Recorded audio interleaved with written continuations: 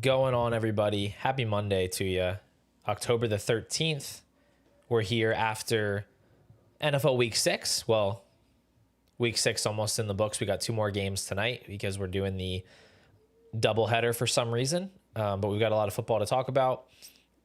Let's all just take a moment to celebrate the fact that while Puka Nacua is injured and will probably miss Week 7, that we did not lose him the same way that we lost Malik Neighbors, because it looked like for a second it could be over. And my life flashed before my eyes. And so I'm just incredibly grateful today that that Puka Nacua is still alive. But yeah, how you guys doing today? I see some members in the chat. I see a lot of people already hanging out, asking some questions. Isaac Tassie says, what's up? James, let's go. We've got Max here. We've got Austin here for the live. We've got Jay Mamana here. Victory lapping all of his Drake May shares. Having 80% exposure across 20 leagues like a psychopath. That's crazy, man. So we've got some risers and fallers to talk about today. I do want to start out with some questions. To be totally honest with you guys, outside of risers and fallers and the any second list, I didn't prepare a ton to talk about today. So I'm happy to answer more questions than usual. Trade questions, situation questions for sure. I'll run through some from the early arrivals. Carlos Perez, one of our members, wants to know, would you buy Diggs for a second? Yeah, I'm fine with that.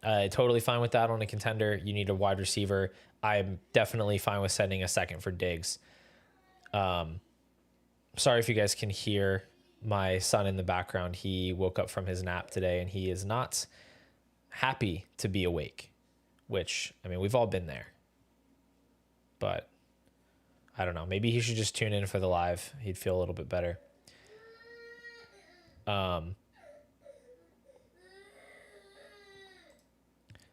Let's see here.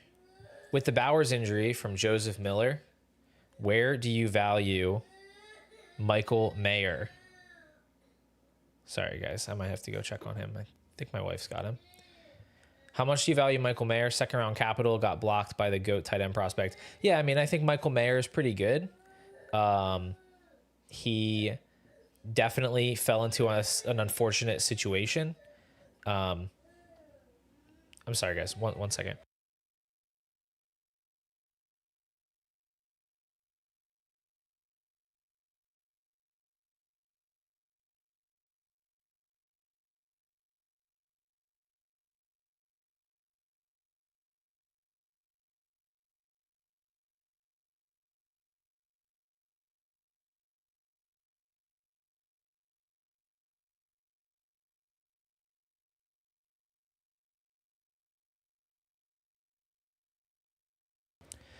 All right, guys. Sorry about that. Let's keep it rolling here. Yeah, Michael Mayer is a guy that I have as a stash, in tight end premium. I don't think he needs to be rostered in non-tight end premium leagues, but in tight end premium, there's always the chance of a trade or, a worse if Bowers misses more time, like he's a guy you can absolutely stream. I think he has the talent. Jordan Love or Dak plus a 28 third for a contender. I'm still going to take Jordan Love here. I think obviously Dak's been more productive so far, fantasy wise, but I think Love's played really, really well. And I think, they probably pull closer together over the course of the season. Long term, I still prefer Love. So I think I would want a bigger plus to tear down to Dak Prescott. Traded Rico for James Conner on a retooling team. Not really how I would want to spend or want to move Rico. Like, we have no idea what the future is for James Conner, whether he can even get back from an injury like this. In general, like, he's a fine player to get thrown into a deal, but I would have just much rather gotten like a couple of third round picks or something, if possible, to take some swings on rookies that can gain a lot of value.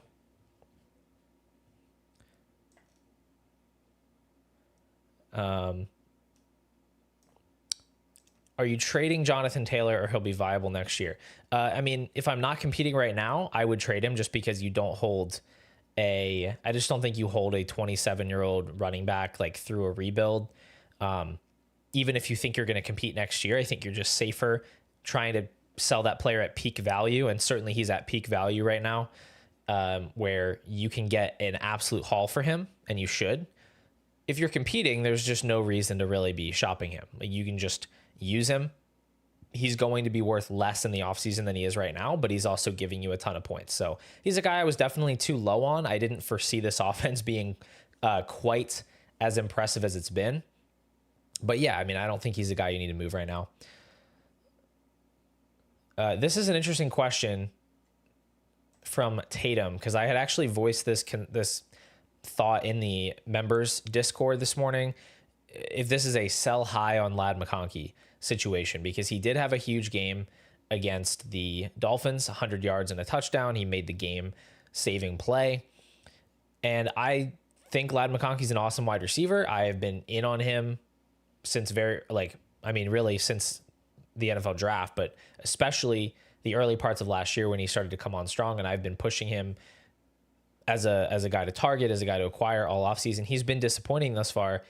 And the answer to this is I don't know. I think talent-wise, he can absolutely do what he just did in the future. But the fact that Quentin Johnston was out and we still only saw a 24% target share, like, it just doesn't seem like he's as dominant right now as I thought he could be going into year two. I think my answer is probably no, it's not a sell high, because I just don't know if that actually is going to work. Like, I probably still value him ahead of where the market's going to value him, where other people that aren't as convicted on the talent are probably going to be seeing this opportunity the same way. And especially if Quentin Johnston's going to come back next week, I think people are going to maybe chalk this up as like, he only did it because Quentin Johnston was hurt. I'd rather still invest in the talent. I'm not paying what I would have paid 2 months ago. But unless you're getting, a legit stud, like, let me just look at a player that I have ranked ahead of Ladd McConkey right now, just to see, I think it would be fine if you could trade him for James Cook or Quinshon Judkins. If you could trade him for, Rashee Rice, I would take those guys. I just doubt that's the type of offer or trade you're going to get done right now.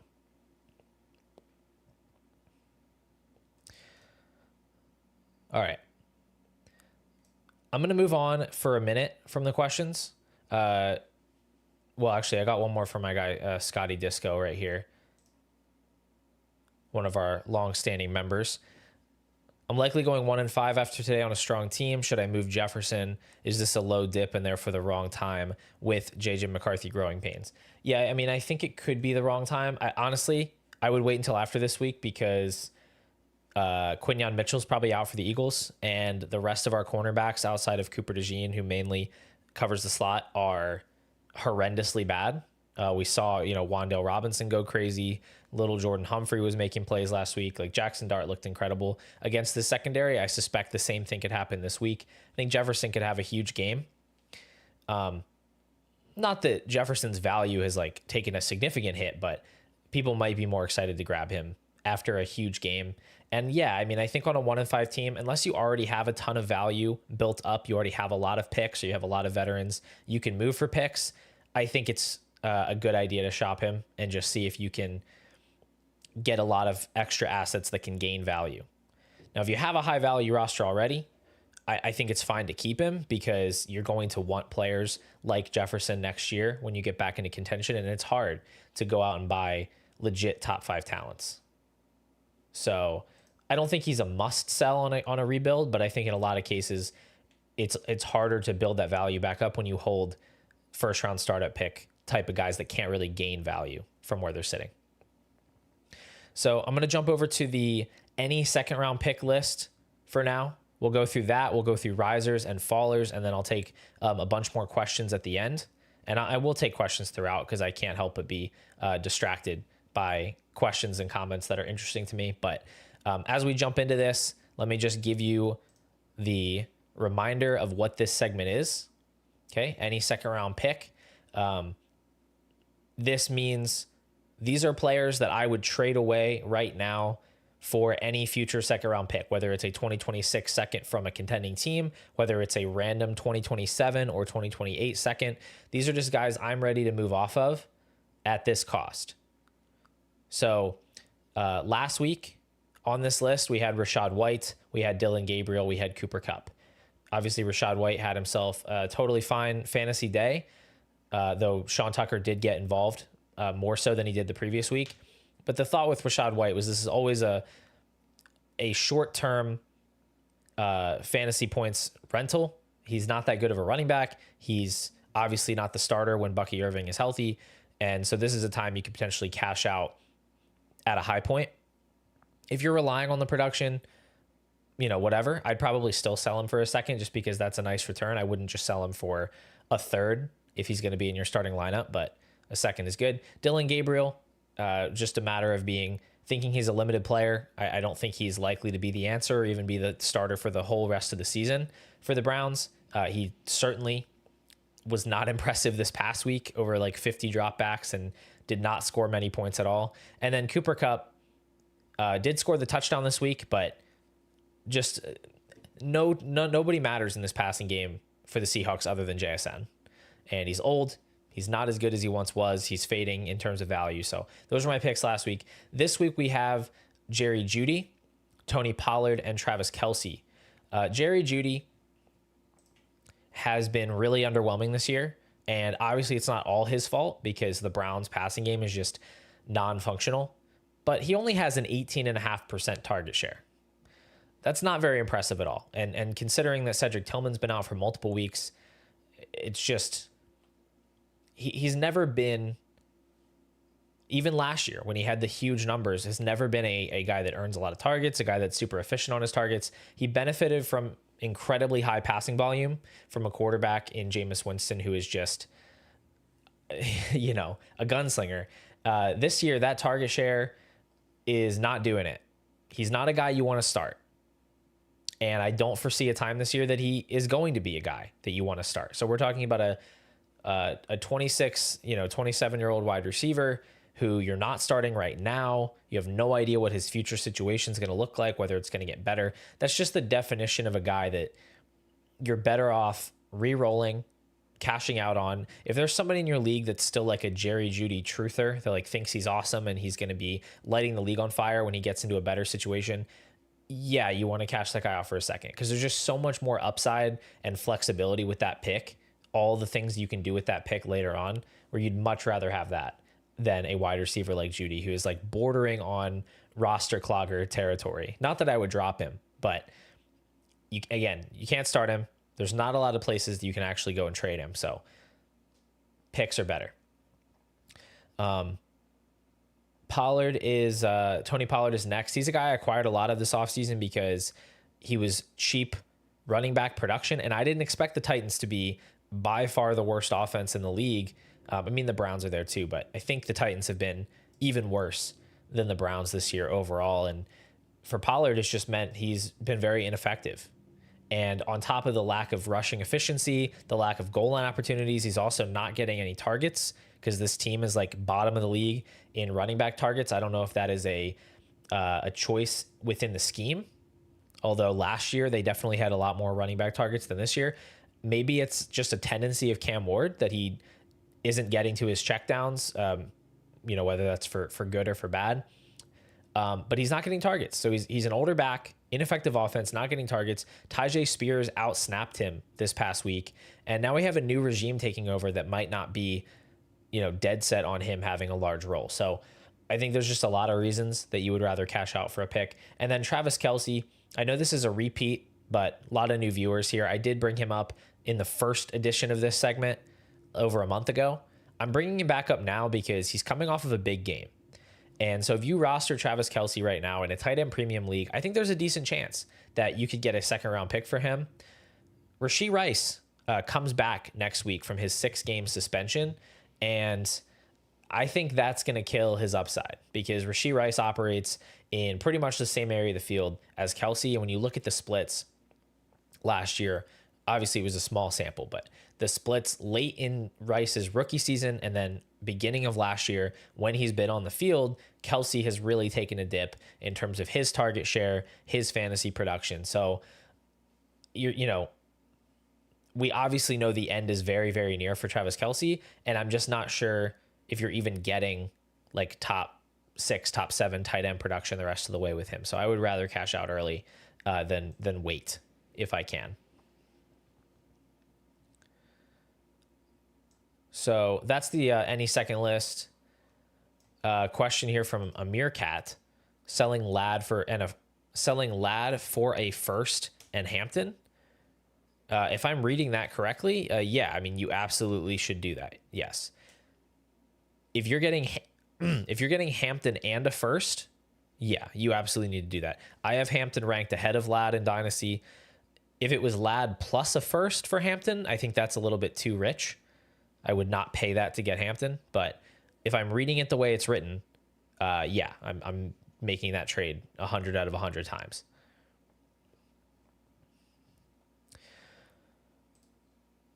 What do I do with AJ Brown and DJ Moore? They feel like they're dragging me down. Well, I view these two guys very differently. I think AJ Brown is just considerably better than DJ Moore. And I think that there's more reason to think that things are going to get better for him because his offense, like he's gotten 8 or more targets in every game after week 1.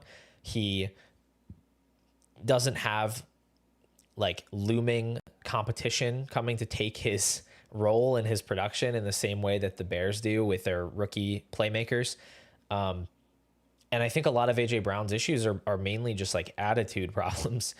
This offense needs a change. I think there's a chance we could see the offensive coordinator fired mid-season like we did in 2023 for the Eagles. I think there's a chance that just some changes are made in general with the scheme. But overall, I'm just much more confident in the talent. Now, I've moved him down to he's my wide receiver 20 at this point. If you could still get Jalen Waddle, if you could still get Zay Flowers for AJ Brown, I would rather have those guys. But I don't know. I'm not willing to just trade him away for, whoever is currently productive. Like I would still rather have AJ Brown than like Quentin Johnston. I'd still rather have AJ Brown than like Michael Pittman or Cortland Sutton. Like I'm still buying into the ceiling of Brown. So I wouldn't be panic selling.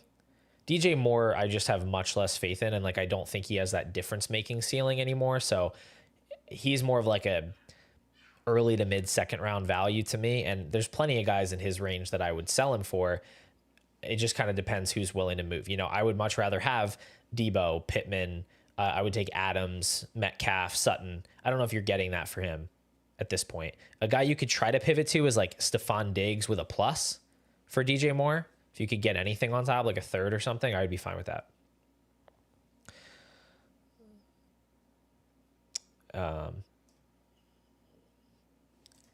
Hey, Sean. Love the video. Has been quietly watching for a while. Appreciate that. What's the turnaround time for a roster review right now if I join? So roster reviews are a separate thing from the membership outside of the top tier, where if you join the top tier membership, you can get the free team breakdown. But regardless, from the time a team breakdown is requested and paid for, the turnaround time is 7 to 10 days, depending on the current like traffic, the current number that I have in the queue, 7 to 10 days. I think I'm a little bit closer to the high end of that range right now, but been working to catch up on all the requests. All right, let's move on to the risers here. Like I said, there will be time for more questions later. We've got a nice long list of risers here to talk about, and I'm going to go through them one at a time, starting at the top with our most valuable, most important riser of the week, and that is Drake May. Drake May, by the way, I've taken plenty of L's already this season. I was wrong on JSN. I was wrong on Quinshon Judkins. I was wrong on Roman Dunze. I've been wrong plenty. But it feels good to get one right, because I have mentioned Drake May on this channel many, many times. And you know this if you've been a subscriber for a while. I've had him as a buy since before his rookie season. I reiterated that stance this offseason. I like Drake May a lot, and he has been fantastic this year. I mean, he is 23 years old. He is playing quarterback at a top 5 level right now, like real life football at a top 5 level right now. He is tied for the QB4 in fantasy points per game with Jalen Hurts and Dak Prescott. He uses his legs, although he hasn't even needed to rush that much to get to this point this year. And he's doing that with a supporting cast that I think you still would have to say is below average, right? He's not getting anything from his running backs. He has one viable wide receiver in Stephon Diggs, who's not even playing like full time yet. And then after that, it's like he's got Hunter Henry. He has, I guess, an okay offensive line this year compared to last year, but he's not doing this with like the Avengers around him, right? He's making stuff happen himself. So I moved May. I mean, I already had him very high. I moved him up to my 6th overall player in Dynasty. So right now, the only players I would take ahead of Drake May in Dynasty are Jaden Daniels, Josh Allen, Lamar Jackson, Puka Nacua, and Jamar Chase. Those are the only guys that I want ahead of Drake May. And I have Jackson Smith and Jigba right behind him. So, yeah, I mean, he has become one of the most valuable assets in Superflex, and nothing about this seems fake to me. So I am bought all the way in on Drake May. He's a guy that I honestly might send out some offers for this week. Obviously, his value has risen a lot, but I don't know how many people are valuing him this high. You know, like if you were in a rebuild and you had like a weak quarterback room and you had like a Justin Jefferson type, like Scoots was talking about earlier, I would just trade Justin Jefferson for Drake May in a super flex and feel pretty fine about that. So yeah, I think the upside is extremely high. I think the floor is extremely high. He's just awesome. And then we have another quarterback next on the list.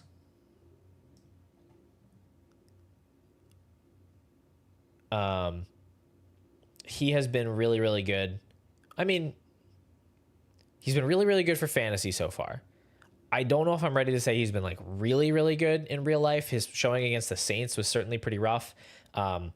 He put, a respectable performance together against the Chargers in his first start. He looked awesome against the Eagles.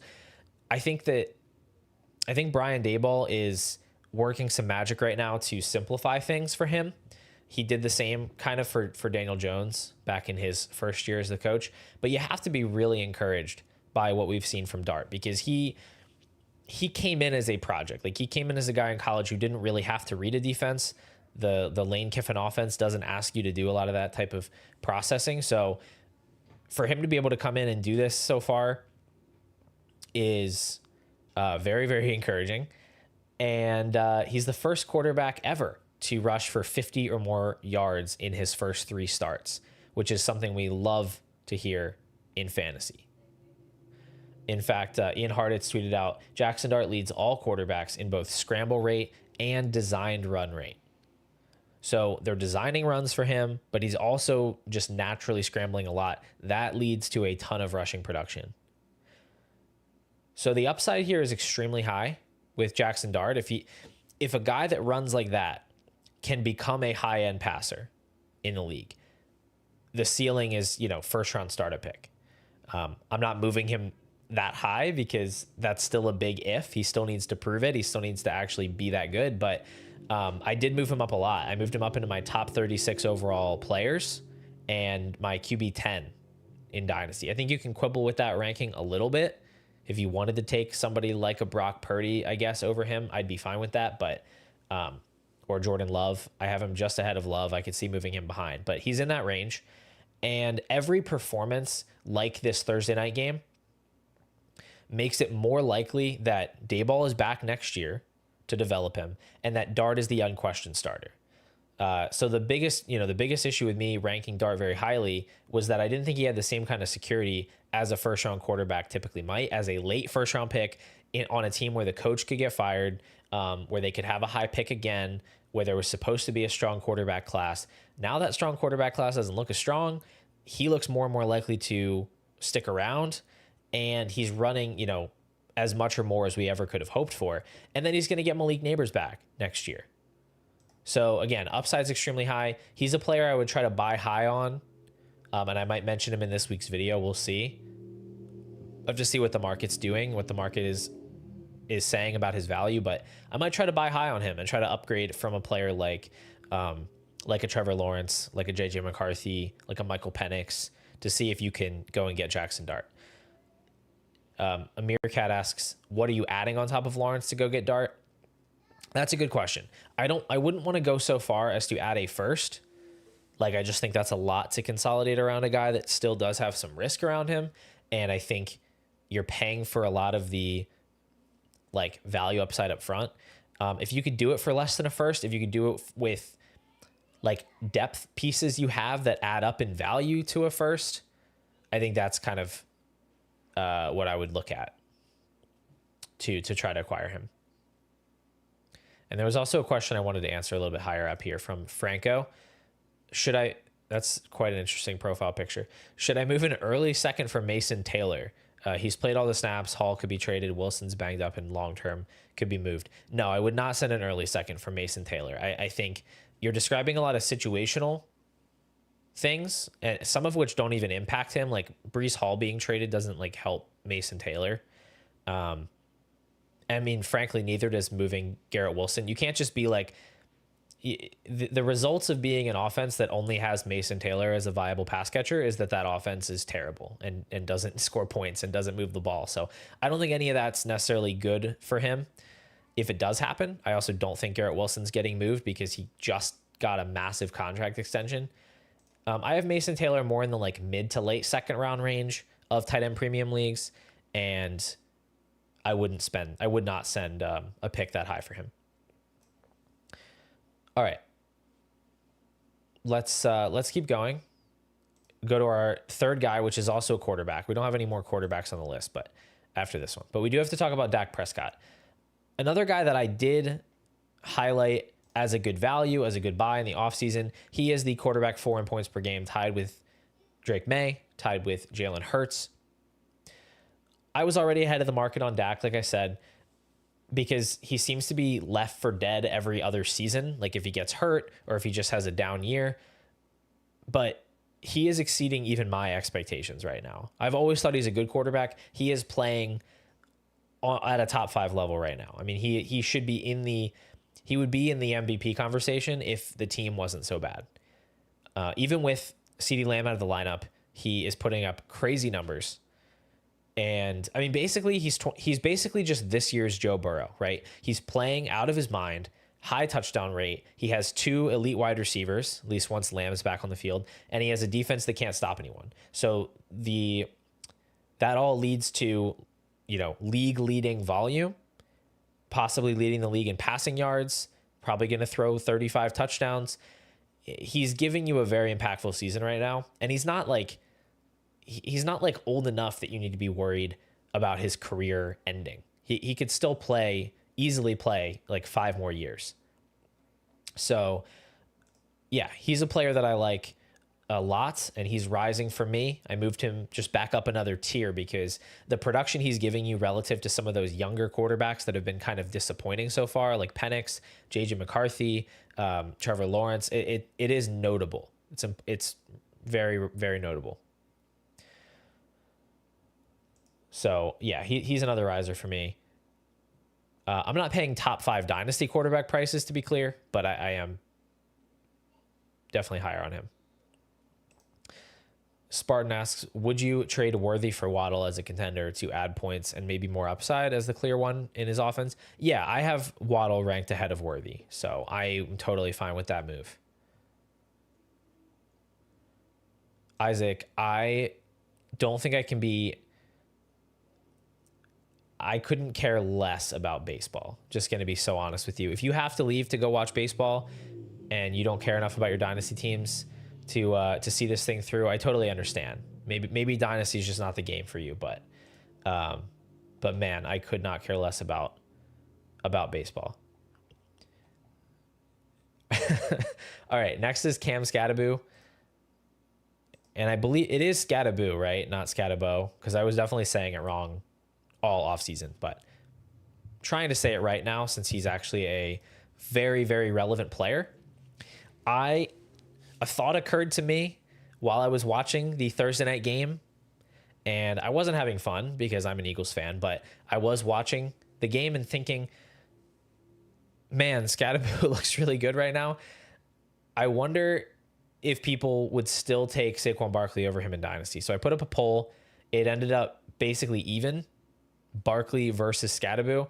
And I actually went into every league where I still have Saquon Barkley, which is frankly more than I would like because I was trying to sell him. I had him as a sell. I offered all of my shares for Scattaboo, and I didn't get a single one of those deals done. Scattaboo is already the RB9 this season in expected fantasy points per game.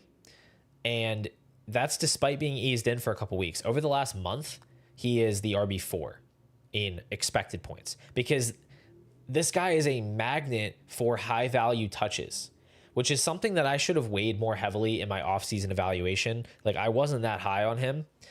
And I should have considered that this profile is not the same as any day 3 running back. And that when a guy like this hits, he can hit in a major way, even in an offense that's not that good, because he gets all of the goal line touches and he gets all of the receiving work because he has an insane receiving profile in college. So a guy that's going to get that many snaps, who's going to get all the targets, all the goal line touches, there's just a ton of upside there. At this point, I've moved him up to my RB12 in Dynasty. I would rather have him than Saquon Barkley in Dynasty, which is an insane thing to say, but it's also part of why Barkley was a sell, and we'll talk about him more in the Fallers section.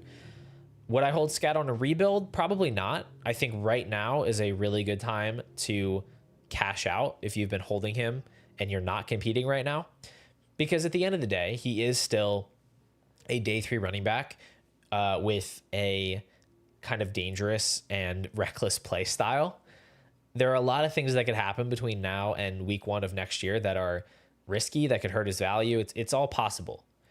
So it's not that I think he's going to go to 0 or anything, but I do think on a rebuild, you're just better off having that value stored in more liquid assets, more insulated assets. But yeah, he's playing really well. And I know he is a day 3 back, but I think it's very hard for me to see the team bringing in a replacement for him or significant competition for him because he's already become like the identity of the team. Like Dart and Scattaboo are the team. And he just has such a strong presence, right? The social media stuff, the interviews, he is the identity of this football team.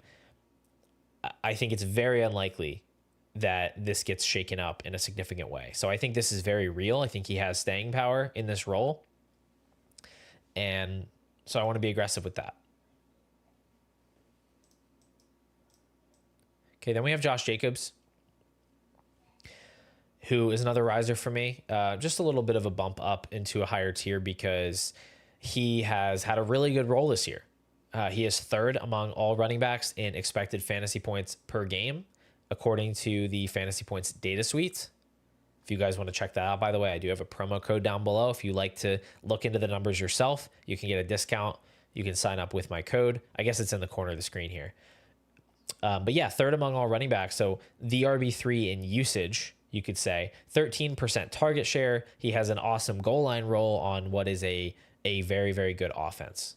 So he just deserved a little bump up from where I had him. He is 27, so he's not as young as he once was, but that is not an age necessarily where, you know, we think it's just over for running backs. Like Saquon Barkley had his best year at 27.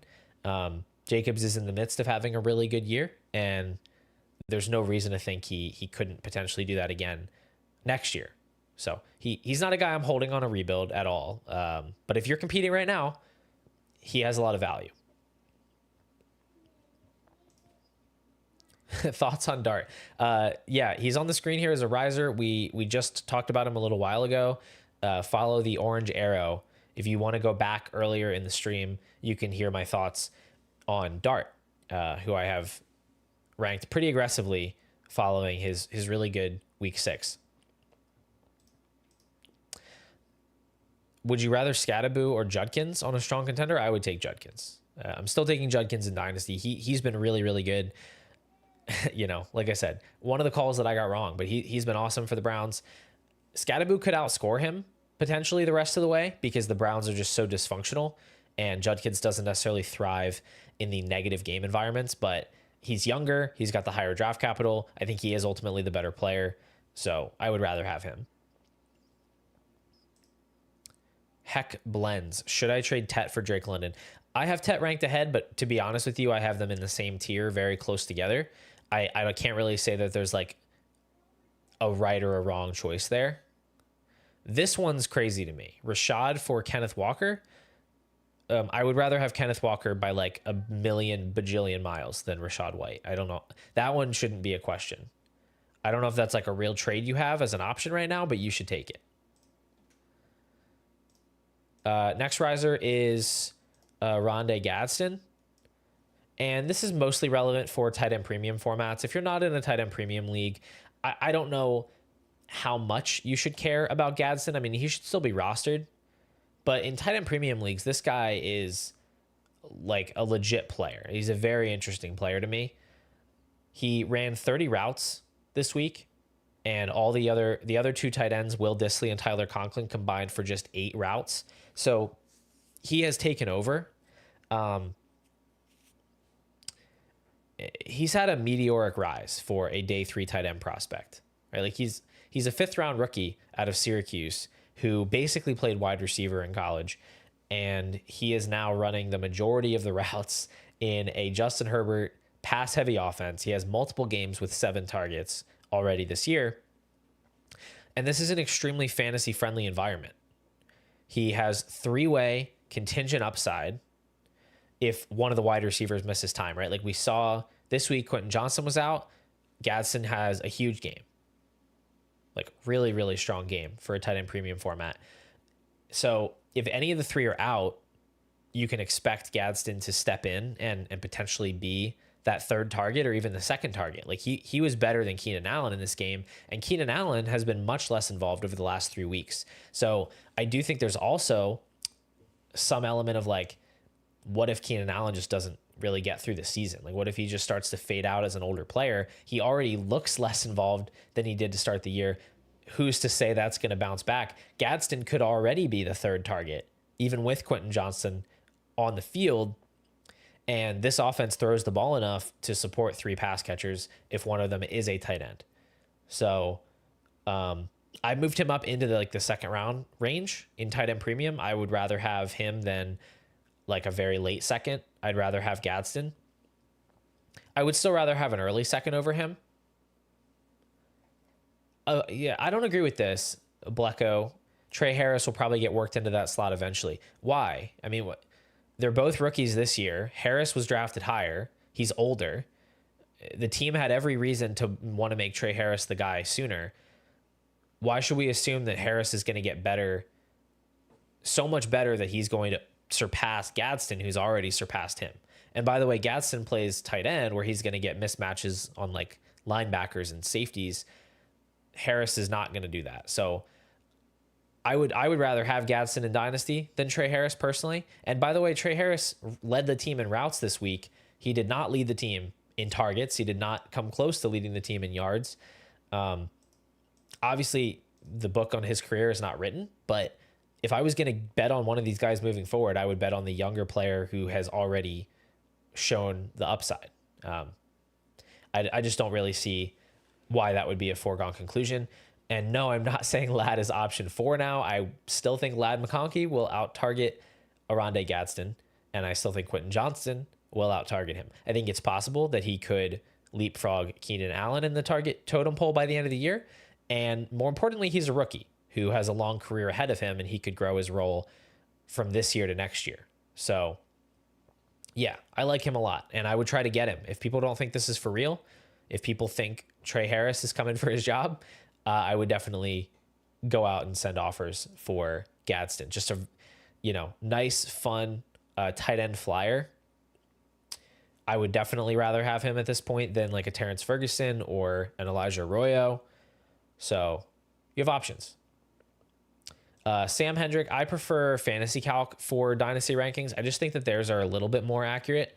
None of them are going to be perfect, but theirs are based on actual trades. They have like an algorithm that determines value based on trades that are done in actual leagues. That feels a little bit more real and reflective of the market than the KTC, which is just like, pick a box or whatever. That feels more reactionary to me.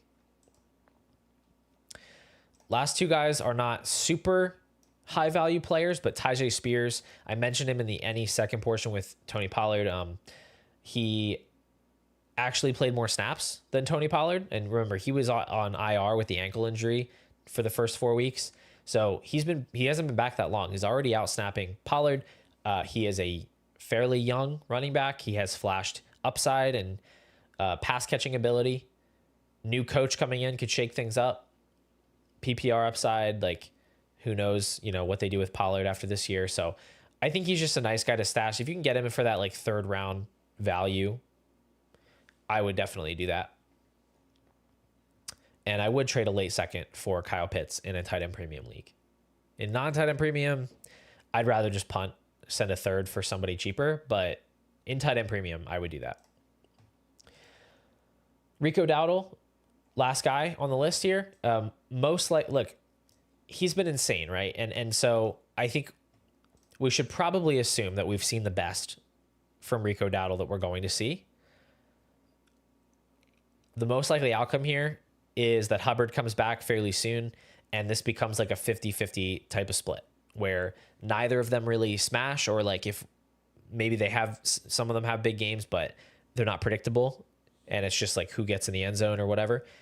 But I think there are outcomes where Dowdle is just a starter now. Or Chuba Hubbard misses more time, or he comes back and he aggravates the calf injury again. Like, we have proof of concept now that Rico Dowdle as the lead in this offense is fantasy gold. And so you want to lean into that and just give yourself a chance to benefit from it. There's a ton of expected fantasy points in this offense, and it's a good running game. Dowdle is playing really well. Like, he had soft matchups, but he actually just played really well in all phases. So, yeah, he's a guy they obviously probably better off adding him last week because you got the big game, but I'd still want him on my teams. No, I would not try to hold Chase Brown. I would be trying to sell him for like any second round pick. I don't really think he has staying power. His role is already diminishing, at least this past week. I probably should have put him on the any second list, to be honest. I think I would trade him for any second at this point because he's just not a special talent. They're getting Samaje Perine more involved now, at least this past week. And there's nothing to preclude the Bengals from just adding another running back in the offseason. So it's a tough scene for Chase Brown right now. Garrett Wilson for Waddle and Rico. No, I would just keep Garrett Wilson. Rico Dowdle is not a valuable enough player to like really swing and deal, or like I'm not going to down tier off of a high end player for Rico Dowdle. I'm more looking to send late picks or swap like bench receivers for a guy like that. So I would keep Garrett Wilson. What would you do with Kayshon Boutte? Super young, maybe starting to break out. I don't know. I think it's very fluky. Like he's kind of like Trey Tucker. Like he's going to pop up with some matchups from time to time where he just happens to be more featured. But I mean, it's really just touchdown plays, right? Like it's not like his target earning is high this year. His yards per out run's not high this year. It's just occasionally he pops up with a big play and a touchdown. He's a guy that's, I mean, I have him ranked. I would roster him. I don't really think there's some kind of ascension coming here with Kayshon Boutte. I think at this point, he just is what he is. And what he is like a fairly, useful NFL player that's not really a fantasy star. Better at best ball type of guy. Do I have an opinion on Gunnar Helm? Yeah, he's worth rostering in tight end premium leagues. I kind of doubt that he's going to. I think he's unlikely to really break out or be like a big time fantasy option. Just didn't think his athletic profile was very impressive. He's still splitting work with Chikakonkwo. The offense sucks, but he's not a terrible guy to stash.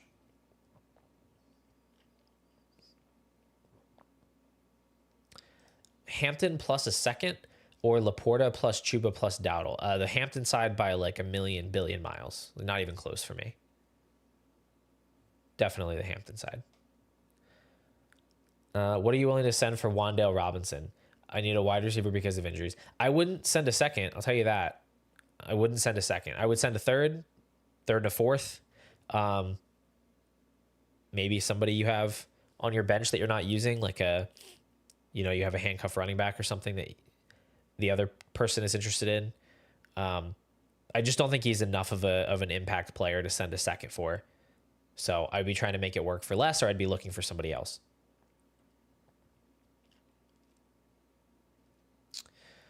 All right, guys, we got to move over to the Fallers list, and then we can do some more questions. I'll bring the arrow back up to the top, and let's go ahead and talk Fallers. Okay. First Faller of week 6 is Bo Nix. Bo Nix, quarterback 21 in points per game this year, has not built on his rookie season. I had Nix ranked lower than the consensus this offseason because I just kind of thought he was a little bit more maxed out as a rookie than somebody like Drake May or Caleb Williams, where he was an older prospect. He was already in a run-in offense with a really good line, with a good coach. It was hard for me to see as much room for growth with him. And then you look at this year, he's actually kind of regressed. Like just the way that he's played, not just from a fantasy standpoint, but just like his actual play on the field, this offense has regressed. And he's not elevating. And he's not even running as much as he did last year. He's averaging just 20 rushing yards per game. He's averaging less rush yards than CJ Stroud, than Spencer Rattler, than Baker Mayfield. So that was kind of the one calling card that you could say, like, even if Bo Nix isn't that good of a quarterback, he at least runs a lot. He's not even doing that. So, yeah, I mean, he's fine. I don't think his job's not in danger. He's still a fine quarterback. He's still going to have some big games, but he's not a special passer. He's not bringing a ton of value on the ground. And this offense just isn't that exciting. So I've moved him down in favor of like other running backs, wide receivers, tight ends that I think are more impactful. I'd rather have Jackson Dart personally. If you think that's like just shiny new toy syndrome, then by all means you can blame me of that. But I think that there's truth to that, and that the rookies can have these meteoric rises that I think we're less likely to see from a Bo Nix. I think Dart probably outscores him the rest of the way, and I think he has a higher value ceiling. So I would take Dart at this point. And I appreciate this from TL9953. Paul is the GOAT. Thank you. I appreciate that, guys. I am happy to be here. My next faller is one that brings me much less joy, and that is Travis Hunter. I am losing my patience with Travis Hunter. I I was very in on him in the offseason. The draft capital, the prospect profile, like I thought he had some special characteristics, and I think he still does. But we were concerned about whether he was going to get the offensive playing time, whether he was going to run the routes. He is running the routes. He ran like 86% of the routes this past week. The problem is not routes right now. The problem is targets. He has a 12% and a 16% targets per route run over the past 2 weeks. That's terrible. That's just like straight up bad. So he's not earning targets at the rate that I frankly would have expected him to. Brian Thomas has been much better in recent weeks, but Hunter has not. And we've seen flashes. He's just not living up to the pedigree. Now, when I say Hunter is falling, I do need you to understand, I had him ranked much higher than most people did, and I still did up until this past week. My ranking is probably still tiers of value higher than the average consensus Dynasty league. So he's probably still more of a buy than a sell for me. And I wouldn't sell him for less than a first round pick. And if it was like, the best team in your league offering a first, I'd probably still want Hunter. So just want to be clear on that. I'm not saying panic sell. I'm not saying get out for whatever. I'm just saying he has fallen from what I thought he could be this year. And there's been a massive chasm has formed between him and the much more impressive rookies in this class in Ted McMillan and Emeka Egbuka. So that's what I mean. When I say he's a faller, that's what I'm saying. To answer this specific question, I do still have Hunter ranked ahead of Worthy, but I have them in the same tier now. So, I can say yes, send Worthy for Hunter because I have him ranked ahead, but the truth is I don't have that strong of a lean. But yeah, he dropped a tier for me. Like, do I think he's going to get better? Yeah, probably. I think he had a really impressive profile. He had the draft capital. The team is invested in making it work. And you can see some of the special traits when he gets the ball. So I totally think it could take him an extra offseason to really learn the nuance of the position, which makes sense. And then he could be much, much better next year. But in the meantime, he's not someone you can play. And there are lots of other exciting young players in the NFL that you could go invest in instead. So I think he has to be lower than he was previously. Then we get to Cam Ward here. Another rookie, highly drafted rookie. Now, at least I had Cam Ward on my rookies to fade list because I thought he was going too high in rookie drafts. I wasn't taking him over Hampton. I wasn't taking him over McMillan. I wasn't taking him over Hunter. So at least, I don't feel as personally hurt by this addition to the Fallers list, but Cam Ward, can you just do something for me? Can you just do anything at all? Like, I understand that the situation has been bad, but the play on the field has not been there for Cam Ward. Like, he is in historically bad company from a statistical standpoint. He is 33rd in net passing yards per dropback. So net passing yards subtract sacks. He is 33rd in net passing yards per dropback. That's behind Justin Fields. We have seen nothing from him. He's still the 101. He's still going to, be the starter next year. And there's still time this season for him to improve. It's only week 6. But he's not a player you can start right now. I don't think he's a guy you'll be able to start at all the rest of the season because he has no weapons around him. He has an interim head coach. It's just a throwaway season for the Titans. So if we're talking about a guy you're just investing in for the future that you can't play, that guy has to be moved down. I would rather have Dak easily. I'd rather have Baker. I'd rather have Purdy. I'd rather have Stroud. And that's where he sits in my base first range, kind of 5th round of a startup type of range. And honestly, I could see moving him further down than that, right? On a contending team, if I have extra quarterbacks, would I trade him for a George Pickens? Would I trade him for a Josh Jacobs? I think I would. I think I'd be fine with that. He could turn it around. But, we saw Bryce Young, right? After a terrible, terrible start to his career, he did have a little bit of a value rebound but his value never got that high, and now he's fading again. So I think we just have to be realistic about like what is the best case scenario for Cam Ward the rest of this season. And I think that's what we need to base things on, regardless of whether he could potentially be really good in the future.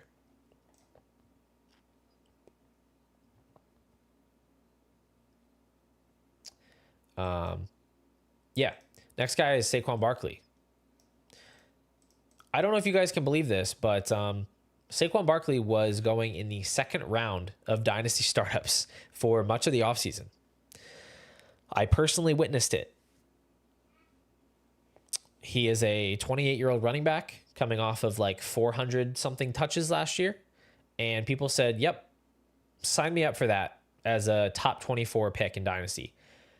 And he is having a nightmare season. And it's not all on him. The offense is broken and predictable. But Saquon Barkley is experiencing massive big play regression. He's not breaking the big runs. And on top of that, there are not enough targets and there are not enough goal line opportunities right now to balance that out because the offense just isn't that good. I basically made this case earlier when I said to sell Saquon Barkley. I said he was a sell in Dynasty because that second round price was just way too high. But this is not what I expected. Like, I was predicting some regression. I was expecting a guy that's still clearly a top 5 running back in fantasy, just not a guy that's worth, his exorbitant cost at his age.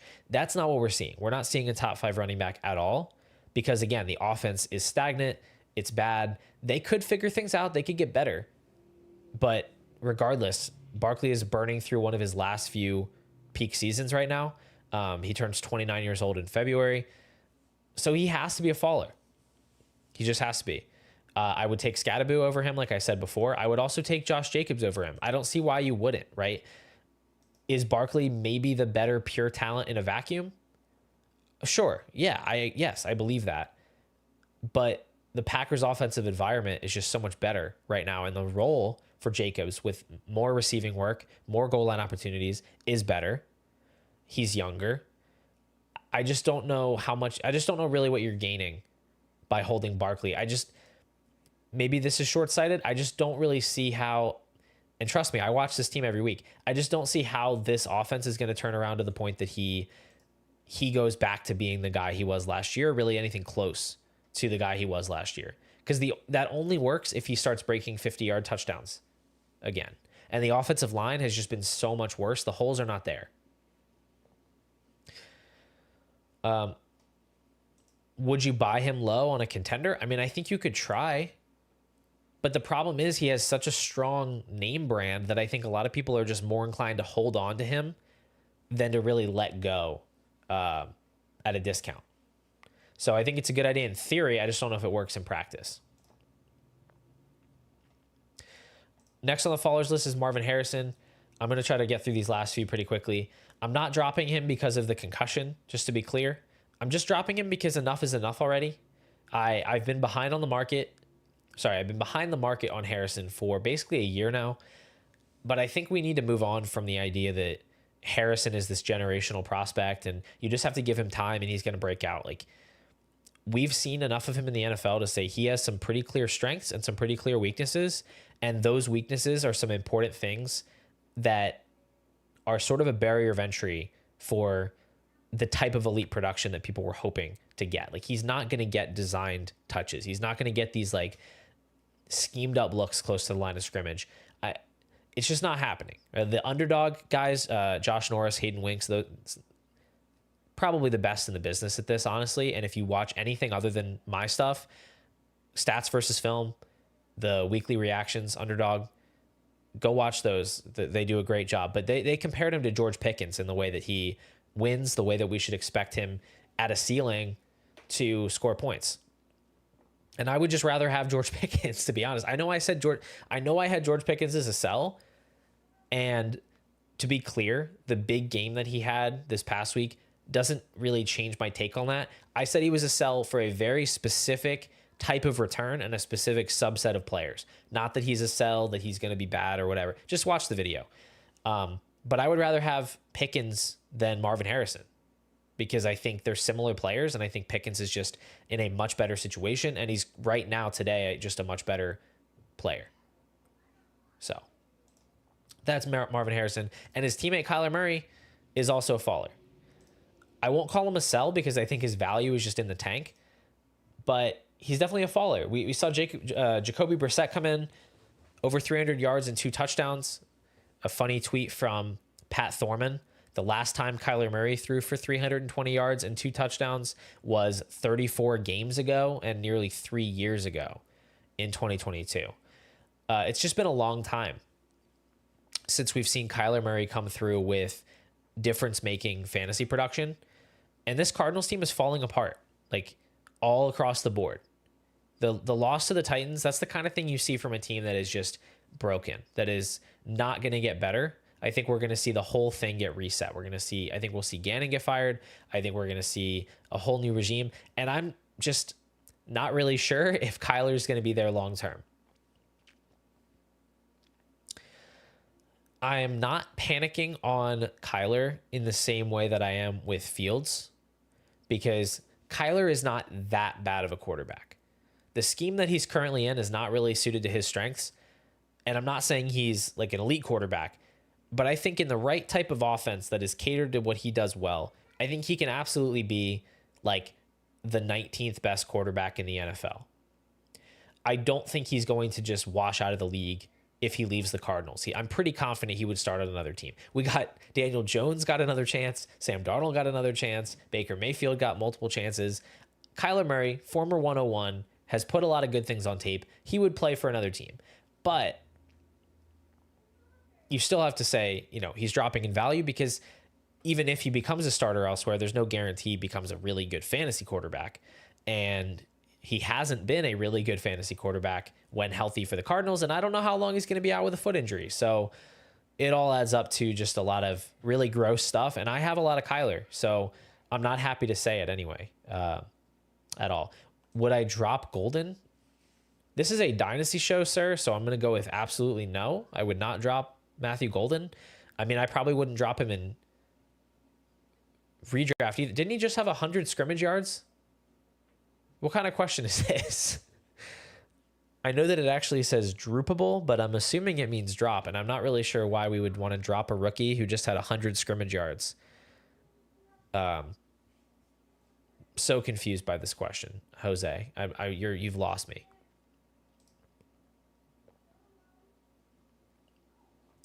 All right. Don't have to talk about Justin Fields long. He sucks. He was on the list last week, and I even put him in the sell video this week. But this is so much worse than even I could have expected. My advice was not aggressive enough. I moved him down another couple tiers because he's not going to make it through the season like this. He took 9 sacks. He had 45 passing yards. I'm pretty sure he had 0 net passing yards on the day against the Broncos. This is some of the worst quarterbacking I've ever seen in my life. Heck Blends, can you please explain to me why you have a league full of people that are obsessed with Rachaad White? Why would anybody ever offer you J.K. Dobbins or Kenneth Walker for Rachaad White? What exactly, do they think that Bucky Irving was hit by a train? What in the world are these people doing? Why do they want Rachaad White? I don't understand. Yes, you should trade him for either of those players. I prefer Kenneth Walker. I would happily take either one of them for Rachaad White. All right. I just don't get it. Isaac, I'm assuming this is about Fields, and if so, I totally agree. That's what I said in the video. I just don't see how he gets another chance to be a starter, but I just don't think he even makes it through this year as a starter. I think we see Tyrod at some point. Now, he is going to have better days against worse defenses. He plays the Panthers next week. He plays the Bengals next week. The week after that. So those 2 games, I think you can probably start Justin Fields, and he'll probably score points. Now, if Garrett Wilson's out, that would complicate things. But yeah, probably better days. He plays the Browns 3 weeks from now, that could be a pretty rough game. And I just think at some point he's gonna get pulled. So I would be selling very aggressively on Justin Fields. And lastly, we have Juwan Johnson, one of the early season darlings. I had him as a buy, I had him as a riser. He looked great through 3 games. He had 3 games of at least a 19% target share. And he has had no higher than a 10% target share over the last 3 weeks. So it's just been worse. You know, he's come down. Now, a couple things have happened with Juwan. The Saints have thrown the ball less the past 3 weeks. That doesn't affect target share, though, but it can affect the bottom line. And then Foster Moreau and Taysom Hill both came back. They're both tight ends. I mean, Taysom Hill's sort of a tight end. Moreau is a blocking tight end. They've come back. But that hasn't really affected his playing time. Like, if you look at his routes, his percentage of routes has not gone down. So I don't think this is just like who he is. I think we'll probably see some kind of a middle ground between the beginning of the season and the past 3 weeks where he's a usable tight end, but not like a top 5 option like I thought he potentially could be. So he's a bit of a faller. Certainly a guy I would sell if you can get a second for him. I don't know if that's really something people are doing because he didn't have that much of a brand to begin with, but he's in my early 3rd type of range right now. I would rather have Dallas Goedert the rest of the way pretty easily. So anyway.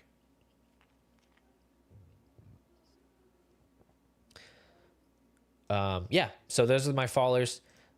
We can do some more questions if you guys want to drop them in the chat. Probably wrap this thing up in about 10 minutes.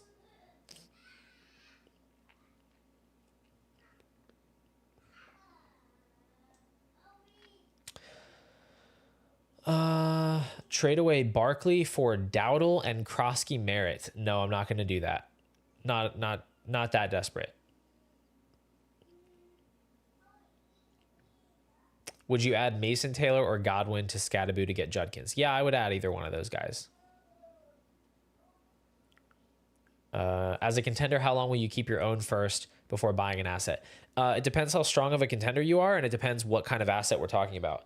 If I'm like cruising to a bye week, then I'm fine trading a first. I'm not that worried about it, but I'm not just going to trade it to trade it. You know, I would be looking for a true difference-making asset, right? Like, can I add like a Christian McCaffrey type of player? Or can I add like a young elite player? Can I buy low on like a Brian Thomas with that first-round pick? I'm not just going to trade it for depth. I'm not just going to trade it for somebody that's basically the same as someone else that I'm starting right now. Or like trade a first directly for a player that's worth about a first just to make my flex position a little bit better, like a Cortland Sutton type or a Devontae Adams. I'm not doing any of that. I'd rather just keep my first because it's still going to be worth a lot next year and you're still going to get a good rookie there. But yeah, that's my answer. And if I'm a contender that's like more in that 5-6 seed range, I'm just not trading my first because outside of like really, I mean, if you get a really good value, but I'm probably not moving that pick because there's still time that things could go wrong. You know, like if you were the 5th seed and you had a Puka Nacua, right, and he goes down, all of a sudden you're probably not competing anymore. So I think you want to be more flexible there. Do we feel good about Coker or do we think he's a jag? I mean, I think he's a good player, but I'm not going to give you like a strong confidence on that. Like I'm not valuing him extremely high.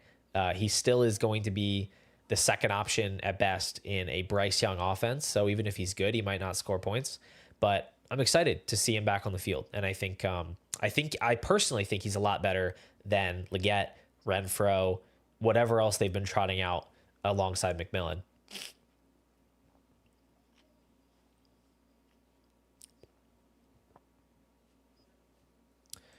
How come Henderson's not on the Fallers list? He was on last week's Fallers list, and I just really didn't want to double up. I'd be saying a lot of the same things. He is a faller, and I'm discouraged, but I'm not giving up on him. I'm not selling like super low on him or saying that he can't break out.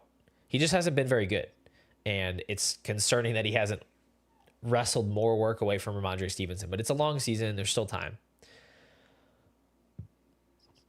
Crixus, I talked about Hunter in the Faller section. If you want to go back and watch it, he's like maybe a buy low if you can get him for less than a first, but it's been frustrating.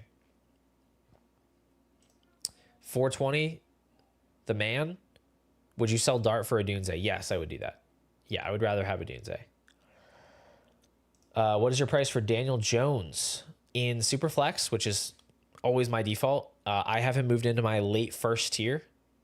I wouldn't want to trade a first round pick for him, but I honestly don't think he's that different from Trevor Lawrence, McCarthy, Penix. I think he's like close with Goff as well. Like I think all those guys are kind of in a bunch right now where some of them have the more locked in production now. Some of them have more of the like value upside like McCarthy, but I think that's the value range he's in. And I think you have to, right now, you'd have to think he probably starts at least next year for the Colts. Bought Puka before the injury for QJ, Pickens, and 2 firsts. Too much. I mean, it's hard to say too much for the wide receiver 1 in Dynasty, but I mean, probably a little bit too much. It's like 4 first round picks. It's kind of a lot for any player. And on an insanely stacked roster, I could see doing that. It's just, it can be really hard to keep a team going when you consolidate so much value into one player and you don't have enough to maneuver and, you know, add pieces elsewhere.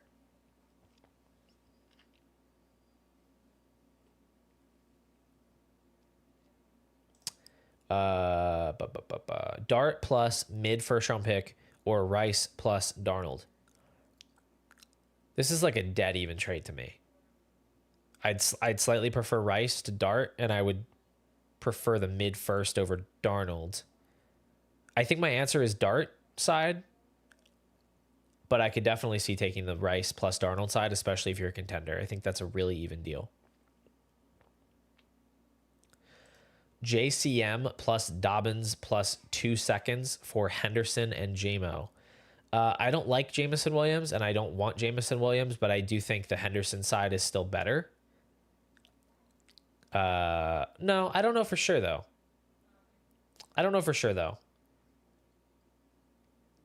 It depends where the seconds land, honestly. If one of those is an early second, I think I would take that side. Because I'd still rather have Henderson than JCM pretty comfortably. But Dobbins plus 2 seconds for the difference between Jameson and Henderson, I don't know. It's close. Probably Henderson. But if I have the JCM side and I have those pieces, I think I would be looking to buy something else with all of that value. Would you trade Olave and a second for a first? No. Would I trade a first for Olave and a second? Maybe. I would say yes. I think that's good enough value to go for it, even though I typically aim for like a higher tier of asset with a first. I think that's just a really good value to get on Olave. So I would make that deal if I was getting Olave in a second for sure. No, I wouldn't buy Jameson Williams for an early second. I see no reason to do that. A couple more guys, and then we're going to wrap this thing up. Wow, I'm way behind on these questions. I'm going to try to wrap this up by picking a few from the members here. I traded Neighbors and my first for Puka as a contender. Was this a bad deal? If you're a really strong contender, I think it's okay.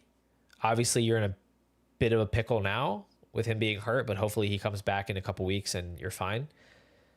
Yeah, would have tried to maybe get that done for less than a first, but it's hard to do. Who would you target for picks in 2027 in a rebuilding team?